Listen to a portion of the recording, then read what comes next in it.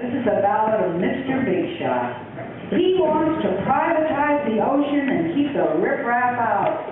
The poor just haven't any notion what being rich is all about.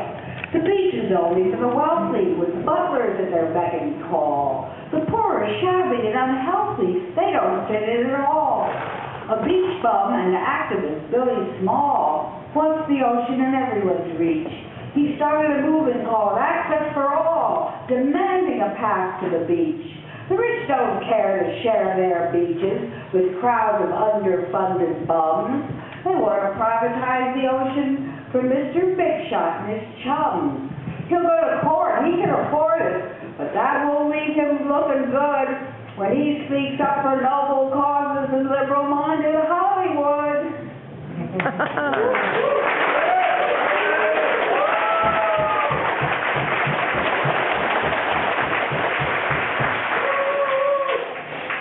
In some states in the USA, killers are given a sedative and a lethal injection. On the days when I'm feeling really down, I'd kill for that.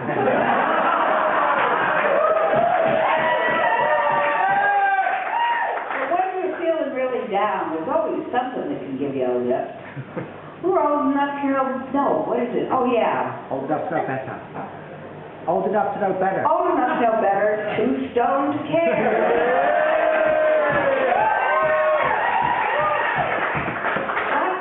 We giggle. That's the joke that we share. We loaf and listen to music and drive our folks to despair. We ought to go into rehab, but we're sometimes we do a little work, sometimes we take a rest. Getting completely out of it is what we do best. We're leaving wreckage behind us we'll never repair. We ought to repent this life that we spent, but we're too dumb to care. Our coffee tables are coffins. Our brains have started to soften. We don't get laid very often. Too dumb to care. Right.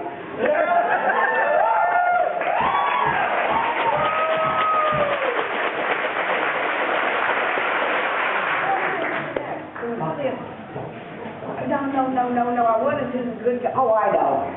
I wrote this way back when a black president of the United States was unthinkable. It's called Black and White.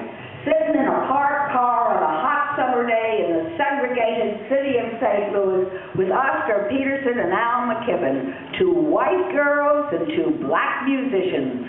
Across the street, staring our way, three big, sweaty white men. We stay stum when they cross the street as one and lean hairy arms out the windows of our car. Then one of them says, "Mr. Peterson, can I have your autograph?"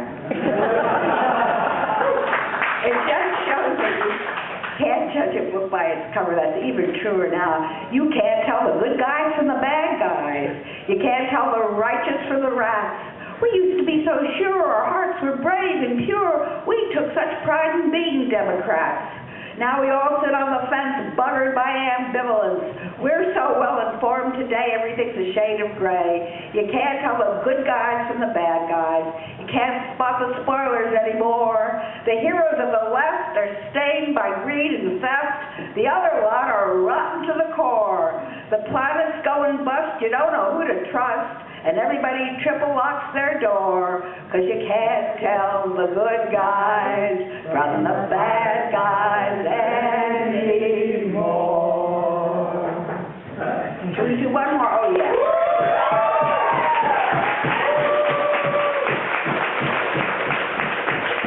I would just do one more poem, and then I'm going to do a couple of songs by my son, Miles.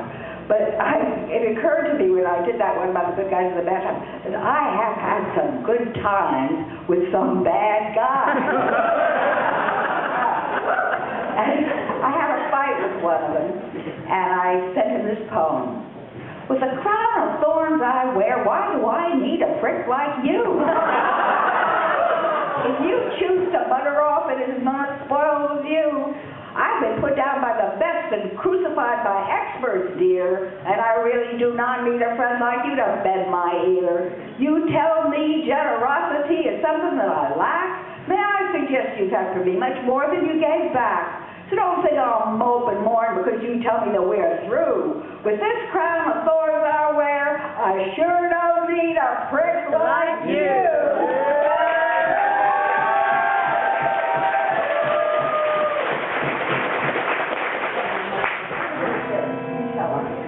Oh, yeah.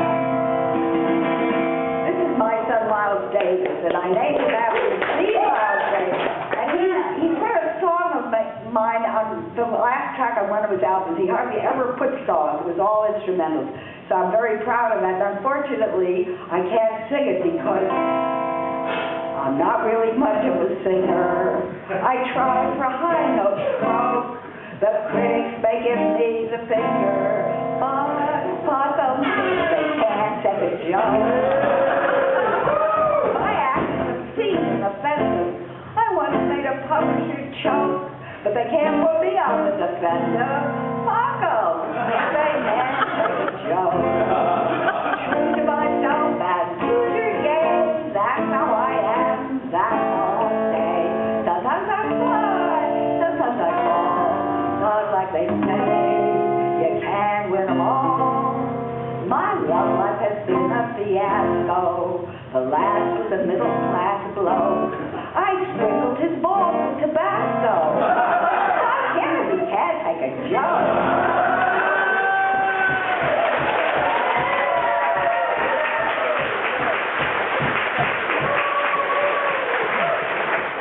One more stanza. I'm given to smoking and swearing. My lyrics upset decent folks, but my motto was always be daring and kiss all if you can't take a joke.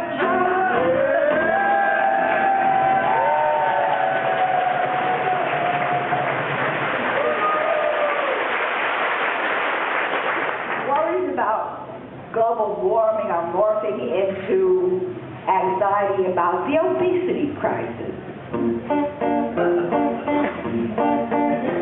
I'd rather be thin than be famous. I'd rather be thin than be rich. If I could be thin, I'd show off my skin and greet you not wearing a stitch. I wouldn't mind being called skinny if somebody said I looked sick. I wouldn't get sore, 'cause less can be more. I'd rather be thin than be thick. I'd rather be thin than be moral. I'd rather be thin than be smart. I'll always be found on a merry-go-round with a dream of ice cream in my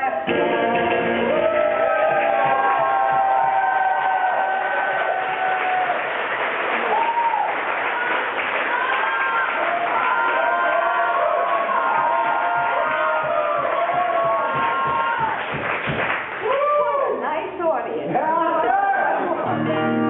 I'm afraid it's not quite as touching as the gentleman who sang about his mother. And it's for my masochistic urges. Oh, it's for the ordeals I endure. T for the teardrops that emerges.